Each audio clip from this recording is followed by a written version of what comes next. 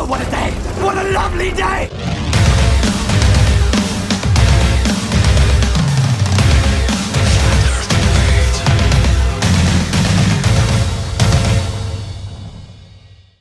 Welcome to Flat Earth Debate Live.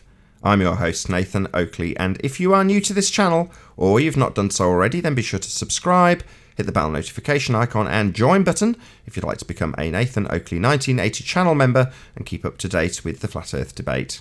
If you'd like to support the channel, there is a super chat that runs alongside each of these shows while they are live.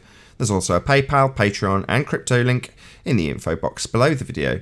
Most importantly, if you'd like to join the discussion, simply mute the page you are currently watching, then click the link in the info box below this video to join the panel and express your views on the nature of Earth. If you do join, please don't swear. If you do, you'll be ejected, and if you are, please don't try to rejoin the stream using sock accounts. You'll be warmly welcome back on the next stream. Please also share the show on social media. Sharing the show obviously increases the live audience, but this in turn increases the chances of a more diverse panel. So please share the show on Facebook and Twitter. And one last time, if you're new to the channel or you've not done so already, then be sure to subscribe, hit the bell notification icon and join button to keep up to date with the Flat Earth Debate.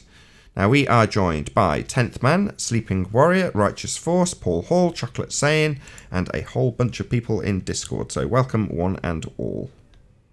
Good morning. Good morning, all.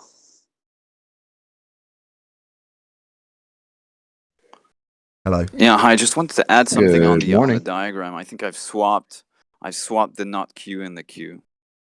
That's okay, on the don't worry. right So, for the live Just so I audience, don't get had beaten a up by presentation before the show. Did you want to give a concise summary of it after we do the housekeeping? Ugh. Actually, I'm at work. So That's okay. We've got it down. It's been recorded. It was in the pre-show, so it's something I'll direct people to go and listen to, and maybe even snip out if it gets a good reaction. But nevertheless, thank you very much for doing the presentation. I'm sorry I didn't get to say it during the pre-show because we ran out of time. No. Thank you very much, then. Bye. Thank you for doing it once again. Moose Tone. Moose Stone, yeah. Moose Tone. I'll get Moose it. Tone, I'll yeah. get it once. I promise. Moose Tone. Thank you very much my once pleasure. again. If you want to figure out what the hell we're talking about, like I say, you'll have to check out the Uncut and After show, which goes out on my second channel, which is Nathan Oakley. There is a link in the info box, so that's typically where the much longer pre-shows, where we do a bit of administration in terms of getting the show working, and indeed, like in that instance, because of time restraints, somebody did a little presentation. So go and subscribe to my second channel, and you can see that presentation later on, maybe in 4 or 5 hours time over there. So, any signs of a physical geometric Earth curve edge? Only if you imagine it. Hey, Owen. Not since 2019. Right on. Yeah, very 2019 argument. Earth curve. Any signs of that? Not from Lake Havasu. Only if you imagine it. No, not even then. Imagine Anybody in Discord? Any signs of axial rotation? Well, only if you imagine it. Nope. The spin stops here. Tony, where did you get this notion that imagining things make them real? Pretty sure they don't. Oh, well, Wolfie 6020 thinks that if you calculate something, that makes it real, because he thinks that maths proves something. And I'm like, Wolfie, if you do 2 + 2 = 4, that means that I've got 4 apples in my hand, right? Because you've done the maths, but I haven't actually got any apples in my hand.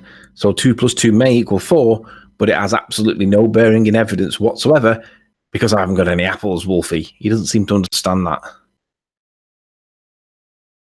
Okay, that's Maybe great. Still doesn't make it real, though. Yeah, I agree. Doing the maths reifies it into existence in Wolfie's mind. He won't listen to reason. maybe he's doing core math. Yeah. So The more they math it, the more real it becomes. I'll read out the Wikipedia entry again. So if you look up abstraction, in brackets next to it, mathematics. Abstraction in mathematics is the process of extracting the underlying structures, patterns, and properties of a mathematical concept. removing any dependence on real-world objects with which it might ordinarily be connected, and generalizing it so that it has wider applications, or matching among other abstract descriptions of equivalent phenomena. Two of the most highly abstract areas of modern mathematics are category theory and model theory. That's abstraction. Mathematics, abstract. Now physics deals with the physical. Mathematics deals with the abstract. Math is not reality. Math is abstract. Moving on. Any scientific evidence of gravity? Only if we talk about it continuously non-stop as though it's real. That's scientific evidence in your books, not in mine. Oh, but we can calculate it. That makes it more real. No, it doesn't. Does if you're a moron. Yeah, but Right. we're not, aren't we? I'm just doing what they do, Arwin. Stop spoiling the party. Can you see who's in Discord? Direct it at someone on Discord rather than at us, because you're just going to get Arwen offended. Arwin gets offended by me all the time. You should be used to it by now. Let's have a look. Who's in Discord? I don't know. Um, Scurry a few of them off mute. Let's have a look. Kosho. Kosho seems to be alive. Are you there, Kosho? Hey, what's going on, guys? Hey, have you worked out that your maths for the cosine that you were trying to use that day was wrong? Hey, have you no conceded that advance. yet? We're in the middle of housekeeping. I've forgotten what question. Wasn't this related to a housekeeping question we just asked? No, absolutely not related to it at all. God damn you. It was related to any evidence of R, wasn't it? I don't know. We hadn't got to R yet. I've got to scientific evidence of gravity. Oh yeah, gravity. Kosho, do you know what gravity is? I think it won an Academy Award for special effects with Sandra Bullock and George Clooney. Good answer. So would that be a no? Then you don't know what gravity is. Well, I wasn't watching the whole thing. I kind of fell asleep. No. So do you think that gravity exists, Kosho? Well, based on that movie, Kosho, it's a bunch of bullocks. Right, no more interruptions. Just Anthony and Kosho, please. Yeah, no evidence here. No evidence. Oh right. Do you believe that there's a gravity then, even though there's no evidence? I don't know. Oh great. So in that case then, Why are if you you don't conceding believe, this? Hold on, something's going wrong. Why not? Why would you concede that? I don't. It does not compute. I've just gone through the motions. Usually you get through the housekeeping questions rather quickly. I'm just trying to run it along as well. I'm just shocked. oh, so you're lying then? No, I'm just shocked that you conceded to both those points. I don't really understand why you would, but you have. Yeah, I conceded, yeah. So have you only conceded it so that you can get through housekeeping quicker? It's not actually your position, therefore technically it's a lie. A white lie, I guess. Because I was deceived. I thought that you were genuinely conceding. You know, I've been conceding a lot lately, and it's almost never been genuine. It's usually just some places you got to concede to hang, you know? So if it's not genuine, does that make it dishonest? I guess so. You can perceive it that way, but I Oh. was honest about it when you asked me. Okay, well, let's not do any concessions based on going through housekeeping faster. Let's do concessions based on reality and evidence and things that you believe otherwise are true. Do you understand what gravity is, Kosho? Because it is do, defined yeah. and we know what causes it, Let right? him answer. Yeah, I do understand. That's right. Yeah, it is defined and we do know what causes it, right? Any chance that you could cite back the definition for gravity according to current science? Yeah, hold on, though. I got to take this phone call, but I will. in a moment. It's not even ringing. We can hear it's not ringing. He's got it on silent. It's buzzing his knee. It's all right. Should we have a It's moment on of vibrate. silence whilst we wait for him to come back? No, look, he already made it pretty clear, albeit subtly, that he doesn't want to play. played long enough. Let's just move on with housekeeping. If he wants to join back in, he will. Any single viable hypothesis from any of the fields of astronomy, cosmology, or astrophysics? Danny Faulkner can't do any scientific experiments. No.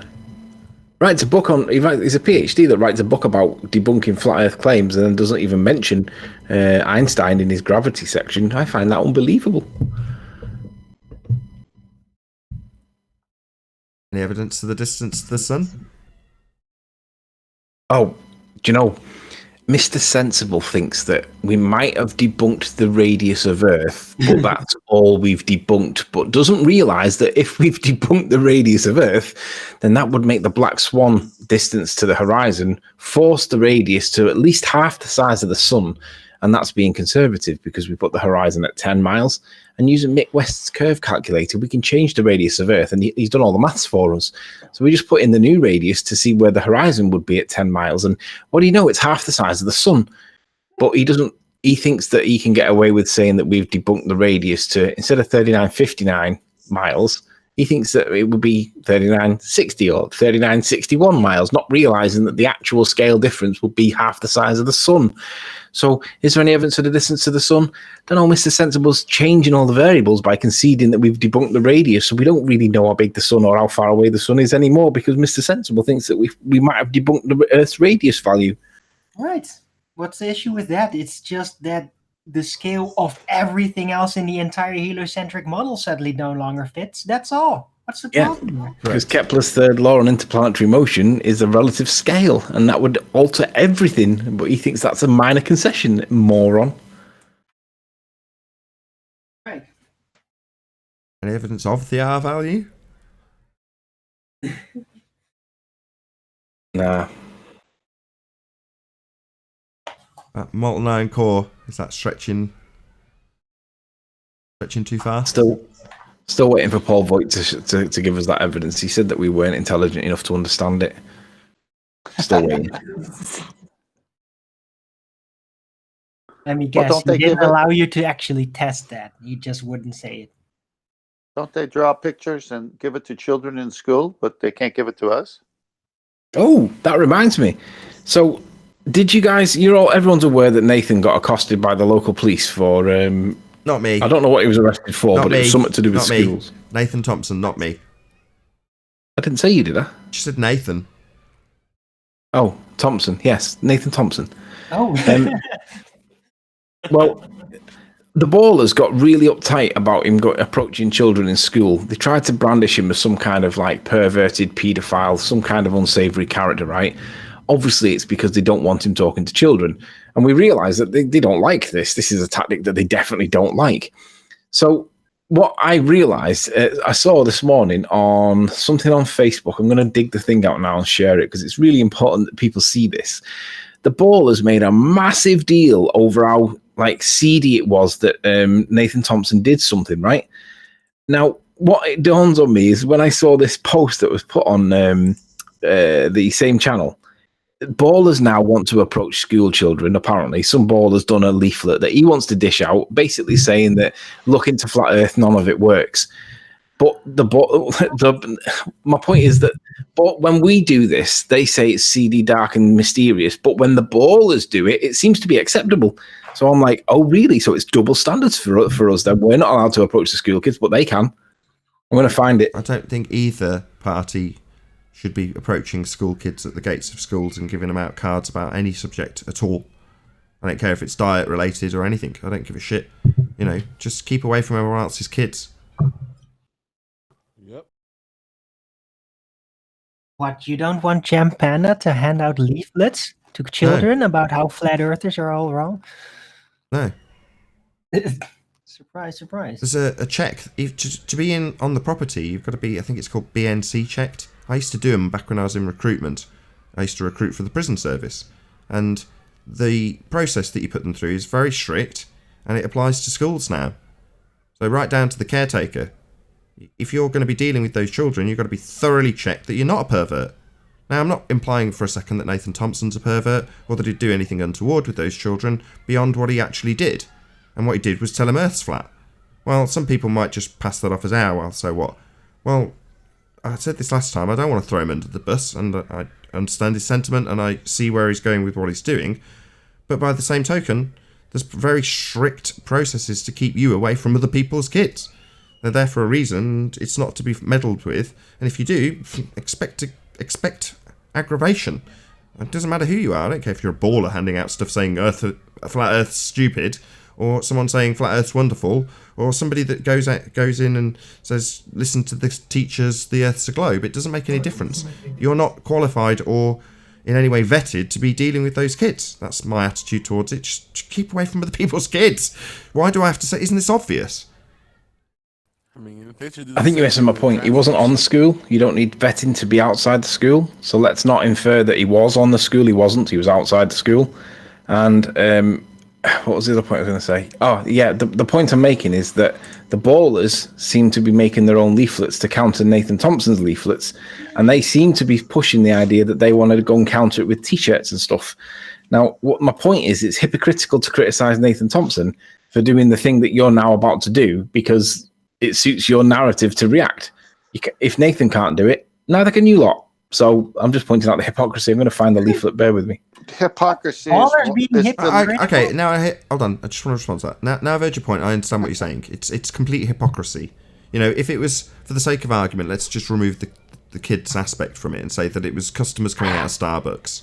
If it was customers coming out of Starbucks and they're being picketed by flat earthers, and then everyone gets stompled on because they don't want picketing of Starbucks customers, the globeheads that is, and they say, you bastards, how dare you go and picket Starbucks customers and tell them Earth's flat, and then the following day they go and picket Starbucks customers and tell them Earth's flat is stupid.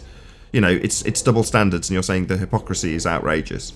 Now, yeah, when you context it differently, you go, yeah, I can understand your point. They're just doing the precise thing that they're moaning about. But by the same token, in this context, nobody should be out anywhere near schools doing anything with kids, because they're not your kids. Just leave them alone. Leave it to the people who are paid to do that and vetted to do so. You know, just I don't get it. Go and picket adults at Starbucks. I'm not even suggesting that you do that, but by comparison, just that. I don't want to get flapping. I'm very knackered. There's 2 points. There's 2 points. So if you want, I'm screen sharing, Nathan. If you wouldn't mind presenting. Yeah, you're on. I don't know who Brother Ernest is, but this has come off Nathan Thompson's Facebook page. But Brother Ernest, whoever this is, spoiled Nathan's flat smack plan.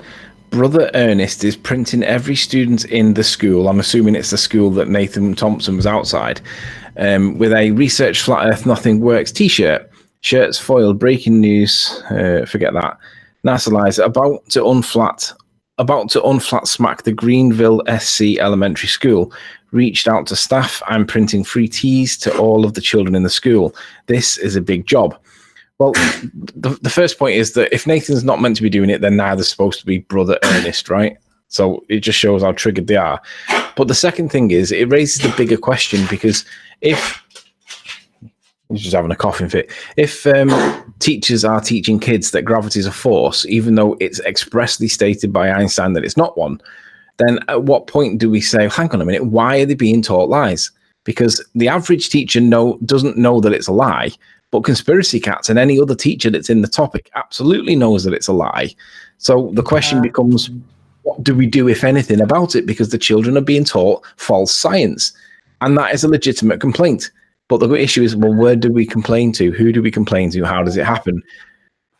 Hold on, if I may respond to that. I responded to this yesterday as well, and that is, it really depends on the school and the students, and usually teachers are informed about Einsteinian gravity. If they're any good, that depends on like how good a teacher is that school going to have in the first place concerning physics. And then it's up to the students to ask, or up to the curriculum. Like, usually I got in my school got taught Newtonian physics, and then pretty much right after the Einsteinian concept, and then it was just dropped, and hey, whoever was interested in whatever, it was up to them. Owen, I understand what you mean, but like I've heard kids come into 24/7 Discord and literally say they're still being taught mass tracks mass. Yeah, and I've checked in the national curriculum, and they keep getting that taught. They keep getting taught mass attracts mass until further education, which is what we call college, and it's the step before university. It's only when you get to university that you get taught Einsteinian. Well, if you're going to get taught Einstein at university, right, that's only a very small percentage of students that leave school actually go to university to study specifically physics. The rest of the kids that don't go and do that all believe that mass attracts mass, which is why we're dealing with mongs, morons, and idiots on a daily basis and trying to correct them that gravity is not a force. That's the problem. It's numbers. Yeah.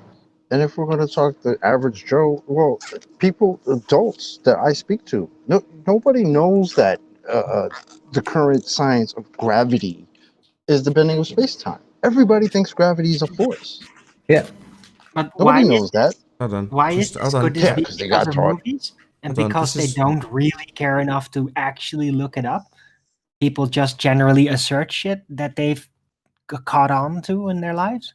Would that be the reason? That's what Anthony was trying to establish in the middle of housekeeping. We've only got one housekeeping question left, but that would be the point to get Kosher back in the conversation, because he's indirectly asserted that he does have a belief in this. Either way, we don't know which one he's got a belief in. It could be Einsteinian, it could be a force, we don't know. But if he's willing, I'd like to find out what he does actually believe in. Kosher. I'm sorry, one moment, please. I'm still dealing with some work stuff, but I'll be right back with you guys. Hold on. It's all right. You've only got half an hour to squirm out of this one, Kosher, so just take your time. It might all run out by the time you come back. But yeah, at the end of the day, if kids are being taught gravity is a force, right, the argument for it is, well, it leads them onto it later on in life.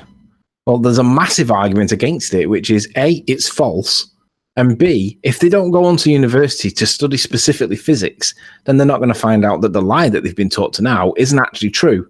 They're going to still believe, like I did till I was 35, 36, that gravity was a force. Well, if you did go on to physics and realize that it's not a force, then you should have a paradigm shift in your mentality, because there should be alarm bells ringing. Because if gravity doesn't exist, we're told that we float off into space, right? That's how big the argument is from their perspective. But if you get told that gravity is not a force, and that's what they tell you would happen if gravity didn't exist, then why aren't they going around correcting all the teachers and challenging the national curriculum? Because that's what the kids are being told. It's a force. Well, it's not a force as per current science. And it's not that I'm pushing Einstein. It's that I'm saying you should be at least telling the kids that it's not, tell them the current science. Did you have something you wanted me to present? Is that Alwyn? I just was browsing and I popped into this, and it's just like so typical, You know that like all these space agencies are always looking for excuses to basically drop those big projects of going somewhere, And they found their ultimate excuse. It's the coronavirus. Rock into space. And any evidence that you can have gas pressure without a container? Kosho? I heard somebody say that gravity was the container. It was Mr. Sensible again, unfortunately. He said that gravity was the container. Well, there is no evidence that gravity is a container, because we have the definition for container, and it sure as shit don't say gravity is part of it. So I've asked for evidence supporting the notion that gravity is a container to give us gas pressure. So far, crickets. You know what's weird about that, Seems right? like We've been Mr. saying you can't have gas pressure without a container for a little while now, and we've been told consistently that there's no container required for gas pressure. Now all of a sudden, it's like they're conceding that they require a container. They're just saying that the container happens to be gravity, but we didn't need a container. So how's gravity a container? Whatever the hell gravity is supposed to How be. is an effect going to be a container? That's interesting. It is. I was going to say, we know what gravity is because it's defined, and we know what causes it, but you can't formulate the definition of gravity as per current science into anything to do with gas pressure, because gravity is currently defined as an effect. Well, the effect of the curvature of space-time caused by the uneven distribution of mass. Well, you try formulating that into what's stopping the gas pressure from bursting into space, and you can't do it.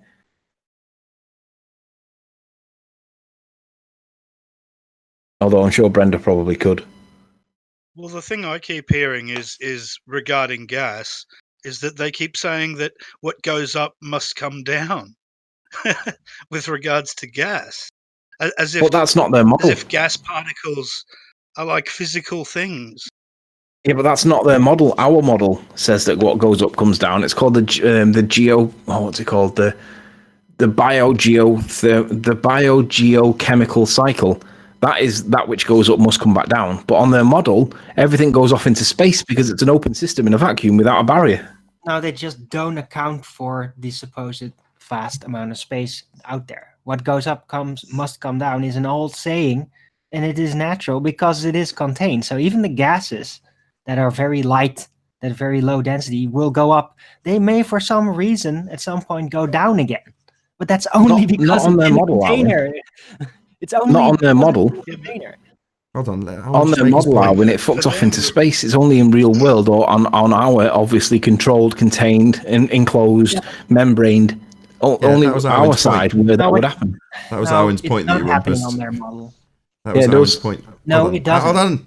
Yeah, it does. Gas Anthony, fucks off into space on their model. Guys, hello. I just want Owen to actually make his point again because you've made it on his behalf and repeated it in 3 different ways. But right. What goes up must come down is a very old saying, and it works, but it only works with pretty much everything, including the very low density gases, because it is all in a container, and it can therefore cycle. Because if it was too big, then it wouldn't do that. But at the same time, in their model, it's not like it happened. It doesn't happen. It just vents off in outer space. Now, that is when you actually start to take it serious and fix it. They don't do that. They just say gravity, and they don't think about it. That's it. Well, let me reword it very concisely so that Arwin can disagree or agree. Only on their model does gas pressure go into the vacuum of space. In the real world, that which goes up comes back down because of the biogeochemical cycle. But the real world is not the same as their model. There is a direct conflict. So when they say that which goes up comes back down again, not on their model it doesn't. On their model, it all fucks off into space instantly. Yeah. So in other words, to summarize, they'll argue that's not their model. Yeah. Oh, really? Do you want to tell me what their model is then? No, their model is that. Their model is a little bit more simplistic, where they don't try to figure out the natural consequences of things. They just say gravity, and that's it. And the rest. Tell me what their model is. Simple. A ball. He's agreeing with you. A ball surrounded by gas in a vacuum of outer space. Why it stays there? Don't think about it. Gravity. That's their real model. Yeah. Their real model is not. That's about right. But I just want to summarize. In other words, when we're at the point where we're arguing about, you're saying that there's cycles for gases, right? And that's going to require a containment in the first instance. In other words, when you go to their model where they have already got a gas around a ball in a vacuum, well, that's an impossible starting position. Now, they don't justify why, they just say gravity, according to you. But my point is that in the first instance, to have that gas pressure in their model, they'd require containment, which they don't have. So there'd never be an instance where they'd have gas pressure in the first place in their conceptualization of a skyrock flying through a vacuum. Afternoon, guys. Hello, Adam. The point I've got to say that was impressive there, Nathan, from Riley and Arwin, managing to argue while simultaneously agree on the same thing. I know. They were actually agreeing totally with each other the entire time. I just wanted Arwin to make the point. Anthony rumpused him, added a couple of words, and then made Arwin's point 3 times for him. Then Arwin did the same and started talking about what their model did, which was Anthony's original point. You're like, you're both in agreement. For God's sake. No, I agree with him in a different way. No, I agree with him in a different... Someone quote that, Arwin. No, I agree with him in a different way.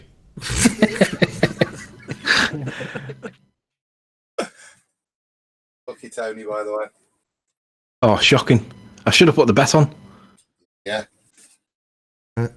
Hello, personal admin, live show. What's going on? I'm just hoping Arwin realises that their model doesn't have things going back down again once it's gone up. Their model, everything goes up and out in all directions away from the Earth because of gas pressure and no containment. That's what I'm hoping he agrees.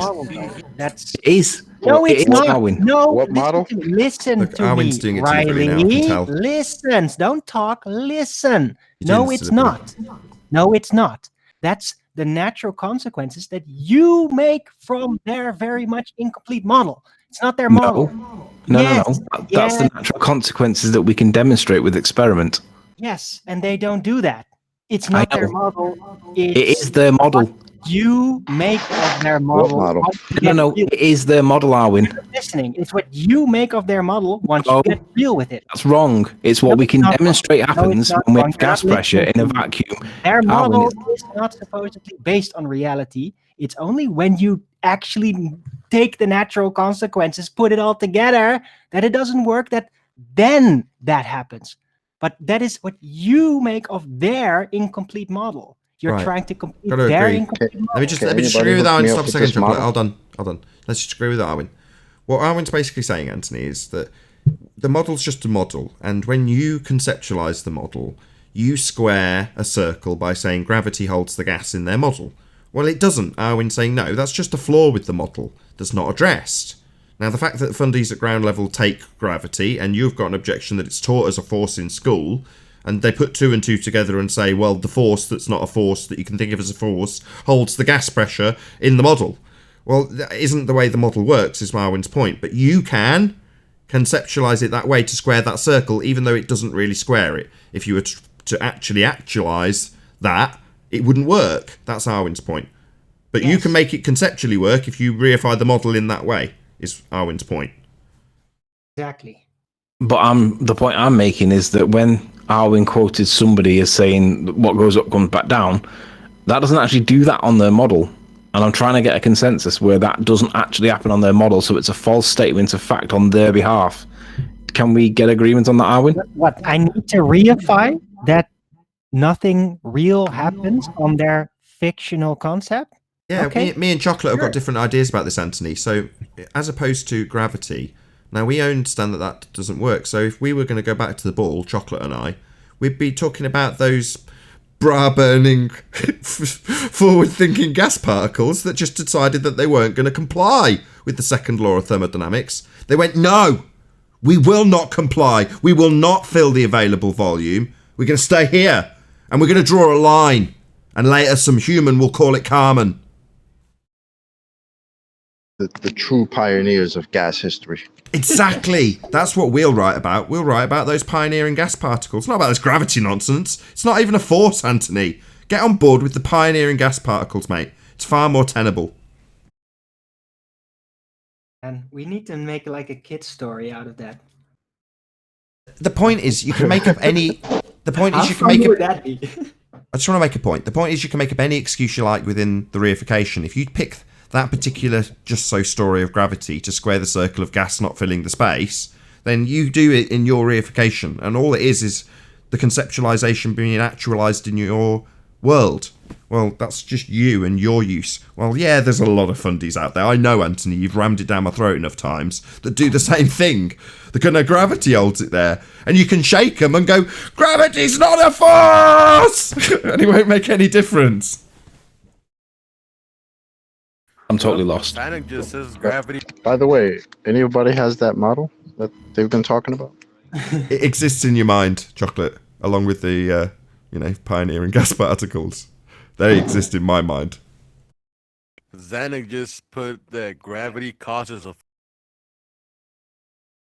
Zanuck, Oh my gravity doesn't God. cause anything, it's an effect. Zanuck, didn't we do this like 5 months ago?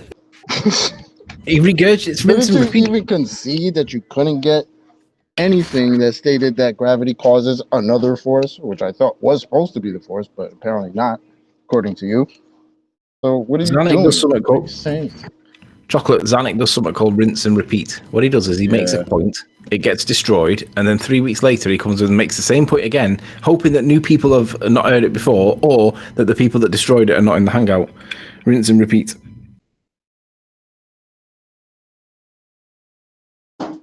Yeah.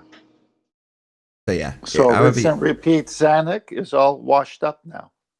But this is the point that you're fighting with somebody's own justification, like the Apple fanboys that AI Overlord was talking about. If you go and point out to them that they've got a crap phone, they're not gonna like you for it. They're gonna try and justify why you're wrong and you don't understand how the product works. And in this instance, when you tell them that gravity is not a force, they're gonna not thank you for it. They're gonna tell you how you're wrong. You don't understand gravity, and you don't understand mathematics. And mathematics causes this stuff to happen. And why are you so stupid, Anthony? Well, that's when yesterday, just to bring a bit of clarity to why I'm saying this, when I was like, this is all on you, I'm saying it's on you at that moment, at the point that you go, no, gravity is a force. You don't understand forces. I've spoken to George Musa. That's when it's on you. Then you're deceiving yourself. Then you're coming up with the excuse for the crap phone. You're just a fanboy. Well, at that point, that's where I'm saying it's on you. You're the one who's deceived. And you can only take responsibility for that in the future, should you ever recognise it in the future, as opposed to a sweeping generalisation that everybody's just got to accept that they're,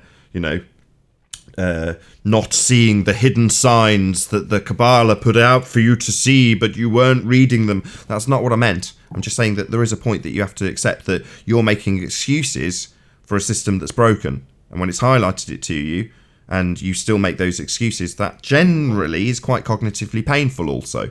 So you've got examples like Conspiracy Cats, where they lay that cognitive pain out, some with projection, on Haunted Houses show. So they are describing it, some of them are at least honest enough to share their pain with us. But it's useful because we can then describe back to you, the audience in this instance, how a justification for something that clearly doesn't work, because you've got a reification that you want to defend, is your bad. That's my point. That was one of the most convoluted explanations I've ever heard. Well, what was the? Are we done with the last housekeeping question? And is Kosho available? I'm dying to I'm ask him seeing about gravity. somebody. Yeah, Kosho. Responded. He just said hello. Yeah, I said, yeah. Hey, I have call waiting, but they can wait, I suppose. What were you asking, Mr. Riley?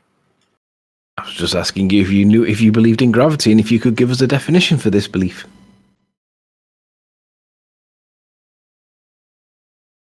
I like I'm not sure I'll be able to remember correctly, but I like what's his name? Is it John Wheeler?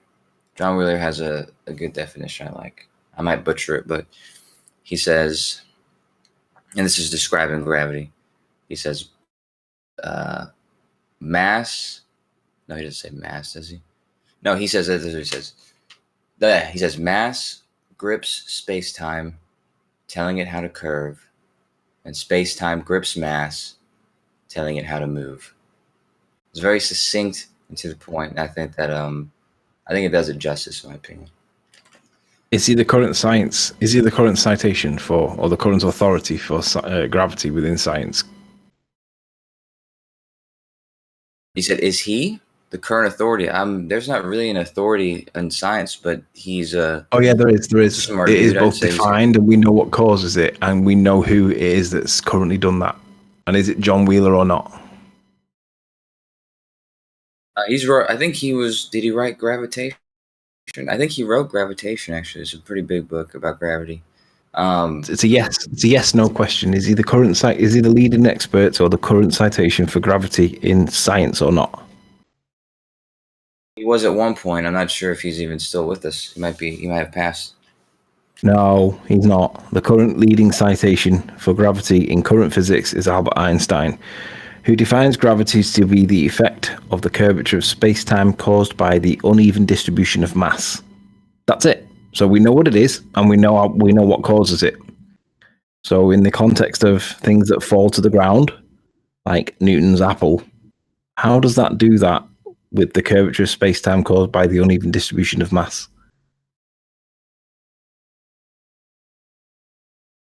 Yeah, Wheeler wrote about Einstein's gravity, and he did describe things like apples and such. I think you said it pretty well, actually, to be honest with you. Yeah, it's called verbatim. Listen, same thing I said, but No, it wasn't. Yeah, I mean, you hold said on. it yourself. wasn't the same. Explain it. No. What Kosho said was a more poetic version Yeah. of the same thing. It was. agree. It was poetry. What I did was cite verbatim Einstein's current leading authority in physics on gravity. So what? There's no issue. And what- There's no issue. You're not in disagreement yet. Go ahead, Kosho. What were you saying? Oh no, I was just saying that it'll describe apples in the same sort of way, where something like the Earth will distort the space time, which will Okay, then I'll give you apples. Hold on, Anthony. So the Earth will change distort the the space direction time. of the apple. Yeah. Okay. Start again. You got interrupted. I'm sorry, Kosho. The Earth will distort the space time for the apple. Is that what you said? Right. Yeah, which will compel the direction and sort of the movement of the apple appeared to go towards the bigger mass, the Earth. So, in the context of the atmosphere, how does the atmosphere stick to the outside of the ball in a vacuum? No. It's not scattergun him. Hold on. He's answered your question. So he's saying that space-time bends. I don't want to summarize it for you, Kosho. He's trying to go on to a different subject. So describe again how it's described by this John who, sorry? John Wheeler, but he's really just using Einstein's description. He just goes more in depth. But if I you can suppose. summarize specifically the bit about the apple and the bending space-time, that'd be great. Well, I mean, I'll butcher it, but yeah, so space-time is said to be the construct that mass is in. And you can imagine mass and energy as being information in this construct. And as the simple presence of this information, especially concentrated, so if it's got a smaller volume, it's more dense, it's going to have an effect on other masses, and the magnitude of the force is going to be it's going to be to a direct ratio of the two masses and the distance between them. Nathan, I was prepared to concede his eloquent description of apples. We were on gas pressure without a container point, and I wanted to bring it back to that. So I'll concede the apples point. He's right. But I'd like to know how gas pressure can exist in a vacuum of space around the sphere that you tell us we live on without a membrane of some kind, but according to Mr. Sensible, gravity acting as a container. So if you could apply it to that, I mean, I'll give you the apple one, but I really want to know how we're breathing, because we shouldn't be breathing according to your model. Sure, I'll trust that you really want to know. But they're back on the phone. But I'll tell you real quick.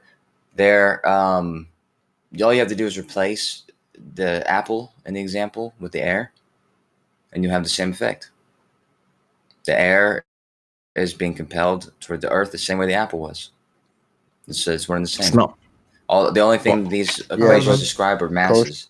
And these masses, it's not important what these masses are. It just matters that they are mass, and you can put them into the equations and they work. Yeah, because you're making gravity into a cause again. And you're saying an apple is analogous to it's an gas. Is an apple analogous to gas, Kosher? It's not analogous to gas, but the property that they share is the mass that they have, and the mass is all those equations require.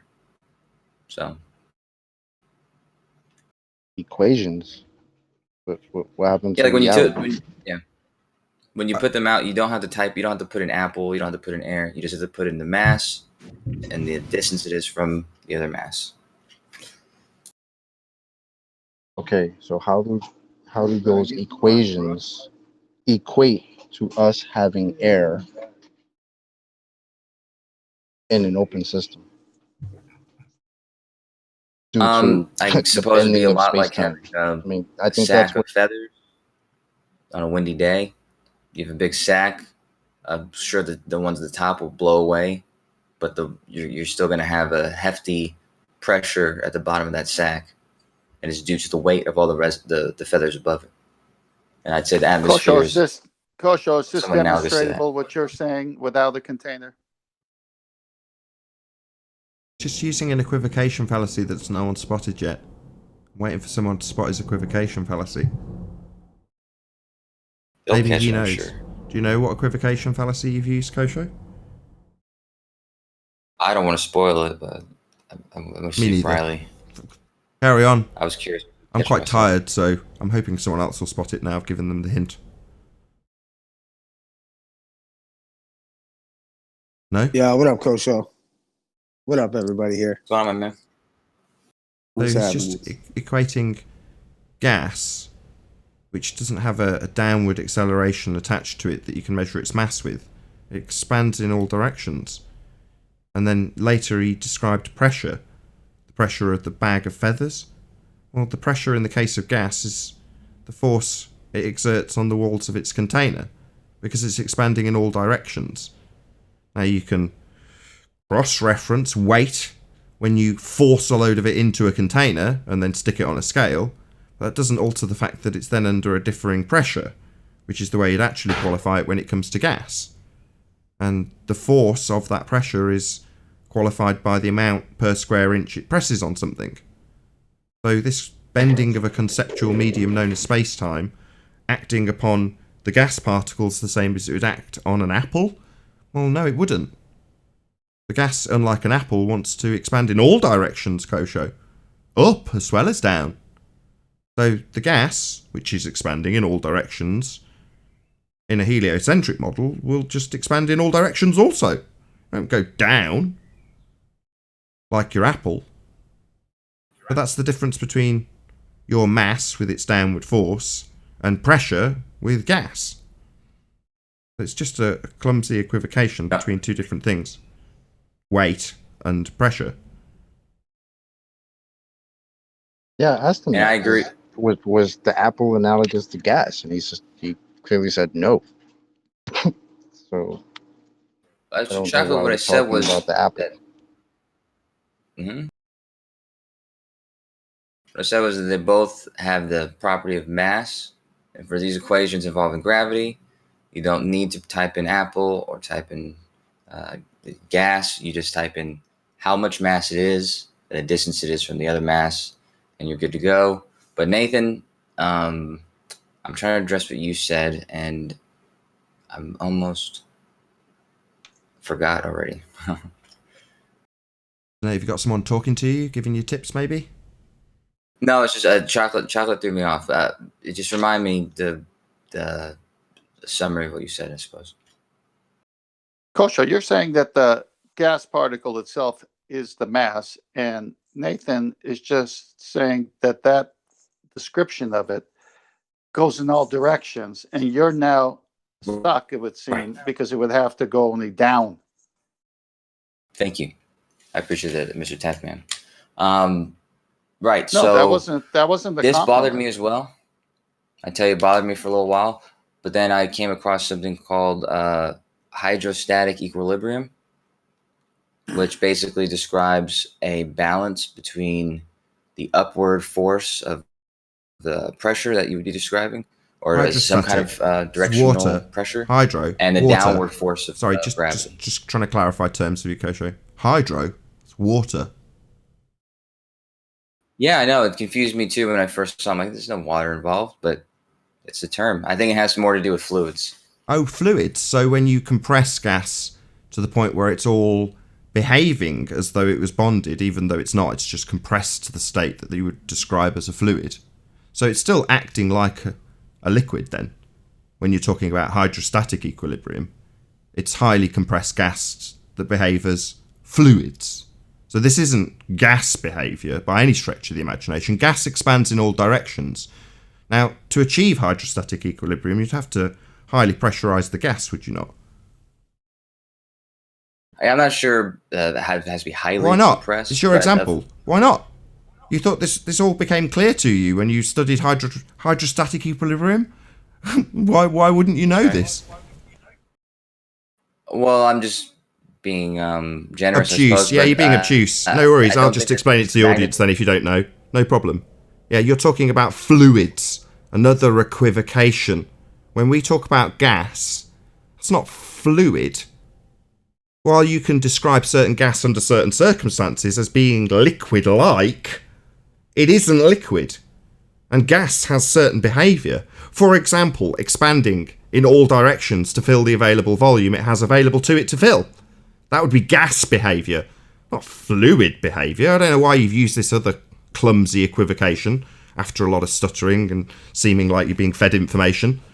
Why would you use this second clumsy equivocation, clumsy boy? What's going on?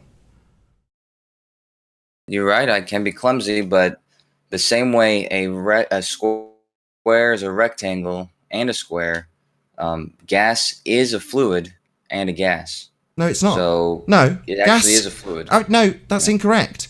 Gas can exhibit liquid-like behaviour under certain circumstances. That doesn't mean that gas is like liquid. And when you put it into those certain circumstances, it will behave like liquid. And those certain special circumstances are called fluids. That doesn't make gas liquid. It doesn't mean that gas behaves like liquid. It does not. I'll say it a second time. You've hand-waved it. Gas expands in all directions to fill the available volume. It's called entropy. Yeah, but there is a physical property that distinguishes liquids from gases, Kosho. That physical property is known as... Huh? You understand the term I used as fluid, right? Yeah, you're using an equivocation and describing gas as though it was liquid-like by using this term fluid. That is, let's count 1, 2, the third time I've said that. Why are you ignoring it? And it's probably why are you ignoring it? That you don't do it again. Is it because it's the end of the line for this argument, Kosho? Is that why you're ignoring me? I've said it 3 times. Do I need to say it a fourth? Please acknowledge what I've just said to you about your equivocation between gas behaviour. Now you're talking through me. I'd like you to summarise my point that has demolished this argument of yours 3 times. That would be a summary that you're equivocating liquid-like behaviour, described as fluid, with gas behaviour, which it's not. Please summarise my demolition of your utter garbage. Please. All right, well, but you have to promise to let me finish. You're done. You're done. I've chopped off your head 4 times. Now you want to finish your argument about what fluids do? No, mate, that's not gas behaviour, is it? That would be fluid behaviour. We're talking about gas and its properties. Now, gas behaviour is that it fills the available volume. Now, in your crazy world of spheres and Earths that are round in the shape of balls, you've got a gas with gas behaviour that's defying natural law by not filling the available volume. And your explanation for this is, well, it behaves like liquid. We call it fluid. Well, no, that's not what gas does. That's 5 times I've said it, Kosho. Please acknowledge it. I acknowledge it 5 times. You said gases are not fluids. But by definition, gases are fluids. No, they're not. Gas can exhibit fluid-like behaviour. That's the 2nd time I've said that. Under special certain circumstances. That's the 3rd time I've said that. You're just ignoring everything I'm saying, Kosho, and rinsing and repeating what you've already stated and I've already demolished. What's wrong, Fundy? Don't you like flat earthers taking apart your equivocation between gas behaviour and fluid behaviour? Do you not like me taking this apart? Do you need to reassert it again? Or maybe ask for more opportunity to spray this garbage over my audience for a prolonged period? What's next, Kosho? I just suggest anybody just look up the word fluid, see what it says. Let's do that now. Kosho. Yeah, but Kosho, we were talking about the Atmo, and you went to hydro. You understand the problem? Yeah, I understand the problem, and it's not the just the letting you words know I'm using. It's where we're at. The people I'm talking to. Now, Kosho, let me see if I'm tracking here while the definition is coming up here. And I'll pause if it's up now. Sure. But you're saying that fluids are gases. Can you demonstrate without a container a gas becoming a fluid? Absolutely. The I'm second waiting. you see a gas, it's already a fluid because gases are fluids. Fluids are describing liquids and gases, and gases are part of that subset. Citation, please. Gases and liquids are described as fluids because they've got similar properties at in certain situations. But there is a difference between gases and fluids, a physical characteristic that is fundamentally different. Do you know what the physical characteristic that's different is, Kosho? So, Okay, we've got it. Hold on. So fluid, Yeah. a substance that flows and is not solid. So under certain circumstances, high pressure, when you push all gas really close together, you can get it to behave like liquid, which is to say, in this example, that it would flow. Now, gas does not flow because it is unbonded. Liquids can flow because when it's gas under certain circumstances behaving in a fluid-like manner, they can appear like they're bonded because they're forced together to flow.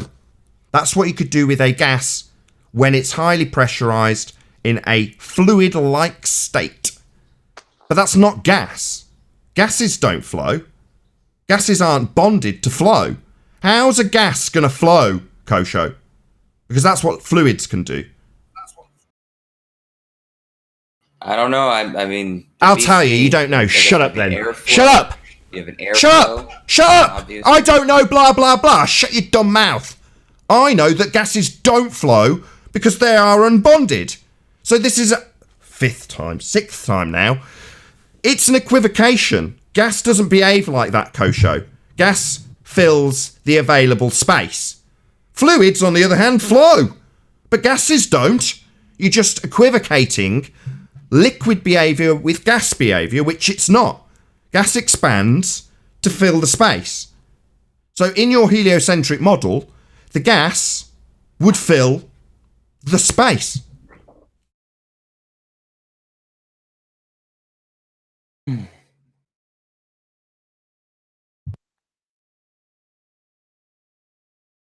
Over.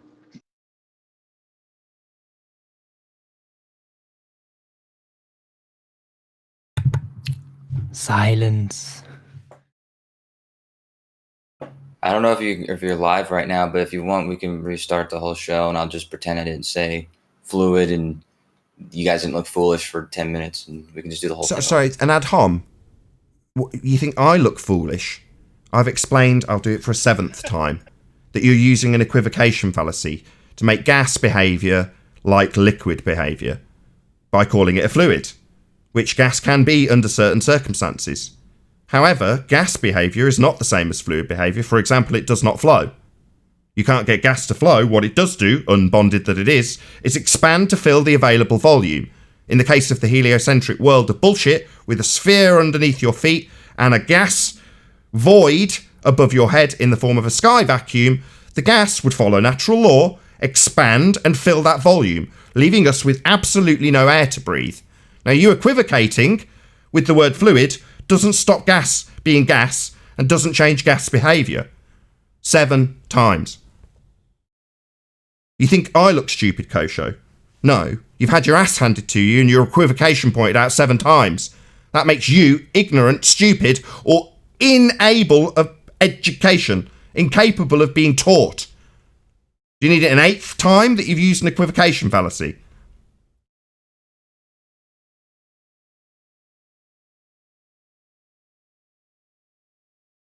Taught, so Mumble, mumble, mumble, mumble. With that, I'll say if you are watching this on the Nathan Oakley premiering stream, then stay tuned, as there will be an after show to follow. Unfortunately, if you're watching this live on Nathan Oakley 1980, this is where I bid you farewell. A huge, massive, enormous thank you to both Discord and G+ panels for making this live show possible. Be sure to check out nathanoakley.com and the Flat Earth Debate Forum to keep up to date with the community debate. Once again, stay tuned if you're watching on the Nathan Oakley premiering stream, and I'll see you all in the next video. Oh, what a day! What a lovely day!